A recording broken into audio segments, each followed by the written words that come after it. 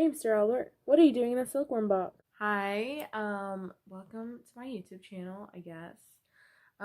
We're going to be doing a makeup tutorial today. I'm just kidding, we're not. We're discussing, Desdemona's character, through many, there's 5 quotes. But yeah, let's get on to it. Okay, so, right now, Lefty and Desdemona are trying to escape. They're stuck in a fire. They are their feelings to each other, and um, that's where they are right now. Basically, Lefty has hope that they're going to leave, but as I will discuss in other videos, Desdemona tends to take bad, or not bad decisions, just decisions coming out of just frustration or in situations that need like a quick decision. Like she just does not do good with that. She takes an immediate decision out of frustration and hopelessness. So she basically says, Lefty just says, like, if we get out of here, are we going to get married? Like, he just needs a sign. And he wants to confirm that she, like, it's just not a one-sided relationship. Like, she actually loves him too. The writer shows a side of Desdemona that is regretful. She, throughout the whole book, she regrets many of her actions, and the main one being marrying her brother, Lefty. And that's just something that the reader is exposed to, how Desdemona regrets a lot of things in her life. And it first started at we should have never left. We should have stayed in Bethana. Sorry if I'm saying it wrong. Page 58. So that was her first kind of regret. Because at that moment, there was a lot of things going on. She didn't think of her relationship with her brother. Like, she didn't sit down and think, oh, like, what am I doing? So holds great value to where she lived and her culture, and she obviously loves her country. She does not want to get out. She does not want to go to America. So she just says to Lefty, she's like, hey, like, we should have never left. Like, we should have stayed. Obviously, that's not possible with her situation. They had to leave. Yeah, that was one of the things that the reader starts to notice is her regretful side,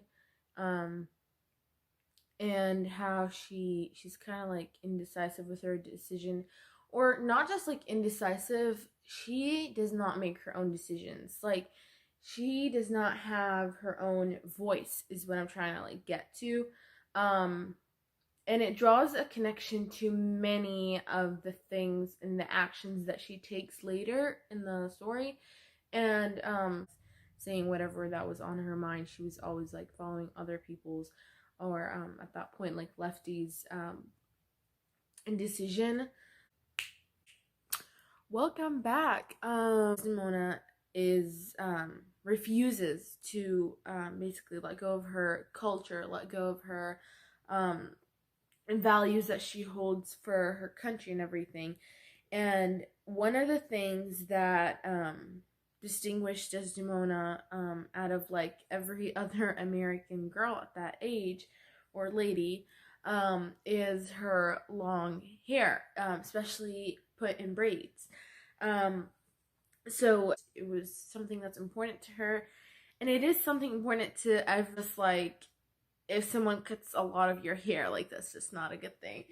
Especially when it's something that means more than just hair to you. So basically, I sketched a not so good looking picture of the braids. I will include this on a separate file and just send it on canvas, but just wanted to show it in the video. I'm not sure. Big hair was cut, even though Lefty complimented her. Basically, she said That's the last time anyone cuts my hair on page 82. It really shows how they were trying to Americanize her, and she felt like she was forced to let go of that huge value that she has for her hair. Um, and she did not like that, and she actually did not cut her hair. It is mentioned in the book that she did not cut her hair. I mean, she did say it was the last time, but it wasn't actually the last time. I think she was really just traumatized in that moment, and I don't blame her at all. Um, Sorry, that's the easy word. The next time that she cut her hair was when Lefty passed away. But she was broken at that moment. It it did leave a last long effect on her, because like Lefty was trying to make a joke out of it, like, oh, you're being like Americanized, you're gonna be like one of them now, and stuff like that. And throughout the whole book, she was always against everything that went against her culture, or everything that was kind of like new. Okay, so moving on. He does not want that at all. Lefty, on the other hand, um, is like what you would call open, or he wants to see America, like he wants to try new things, he wants to see new things, but he was saying how like America's so accepting of everyone and everything. But Desdemona did not agree on that. And she said they should let us speak Greek if they're so accepting. And she said it in like a grumble, angry way. She was just kind of like, oh, like if they're so accepting, like why can't we speak our language, you know? And I don't blame her. They both barely spoke English. And here they were coming to a new country that they knew nothing about, and they only knew like Sormelina, which they, in that part, like they still have not met. Show you a side of Desdemona that she's not open to that. Her own way of thinking, she basically is really attached. She's almost kind of like what we would call like an old soul, like that's just throughout the whole book. That's all I could imagine her as, like her personality as this like old soul who is not open to anything. She's kind of like that person who would like criticize someone, but in like they wouldn't actually say it out loud, like they would just think of it. um and I think the author did that because he needed to show that that she barely was in America. Like she just got there.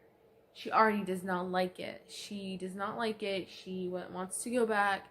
It's already like one of the decisions she already regrets. She's like, oh, like we should have stayed. So moving on. Right now, Desdemona is devastated. She's in her room. She's not eating. She's not taking care of herself. Because now she knows that Milton is in danger. Basically, Tessie faces her emotions and her feelings towards Milton, and she basically changes her decision, and now she wants to get married to Milton. Basically, Tessie goes into the room and she asks her, she wants her blessings. Little does she know that Desdemona and Lefty are actually siblings. So she just asks her, and she confesses her feelings to Desdemona. And this is what Desdemona says. Sorry, I just have it on a note card. And she just says, if you and Milty want to get married, you have my blessings. And that's on page 195. It really shows this side of Desdemona that I've already talked about. But it shows how when she's in specific situations like that, like the first situation where basically her and Lefty were going to lose their lives and they were probably not going to survive, and that's why she agreed to marry him. But it shows how when Desdemona's put into situations like that, or when she finds herself in situations like that, she immediately makes a hopeless decision, like just a decision coming out of like devastation and frustration.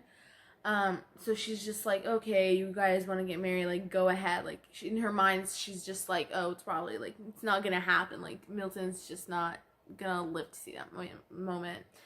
Um, and it just shows how even though a lot of years have passed, like now Milton is in the age of getting married, um, and like all that time, there's this one thing that just does not change about Desdemona, and that is um, her way of taking decisions in certain situations like that. Cal told Desdemona that I'm basically like a boy and this is my situation, and explained the situation and everything. And Desdemona basically apologizes and confesses that it was her fault because she got married to her brother and so on. Desdemona is kind of finally at like ease because like she's she's relieved now because she's like, oh, finally, like, the worst finally happened. You know how like in the Lefty had a heart attack and she was like not happy, but she was kind of like relieved after it. She thought that was the worst that could happen. After her and Cal had that talk, towards the end, she says, my spoon was right. Page 572. 572, yeah. Because going back to the beginning of the book where Desdemona was known like of predicting the gender of the babies with her spoon method, and she did that to everyone but herself because it was like a curse to do it. Like it was not the best thing to do it to yourself or something like that. But yeah, she was doing it to Tessie, and the spoon went north, which meant that the baby was a boy. And not everyone was happy because they wanted a daughter instead of a son because they already had a son. So she says that like in a sarcastic way. She says, "Oh, like my spoon was right. I mean, after all, everyone thought you were a girl. Apparently, you're not." It's a way how the writer wraps it up of just basically like showing that like a joke, like showing that side of Desdemona. She's finally relieved. Cal makes a promise to Desdemona that basically like I won't tell anyone until you pass away. I hope you enjoyed it. Oh, I thought the video stopped. I hope you enjoyed it. I also did another sketch for visual. I'll also send that on Canvas, but that was just a wrap up of the whole thing, and I hope you enjoyed it, and I hope I get a good grade. Thank you.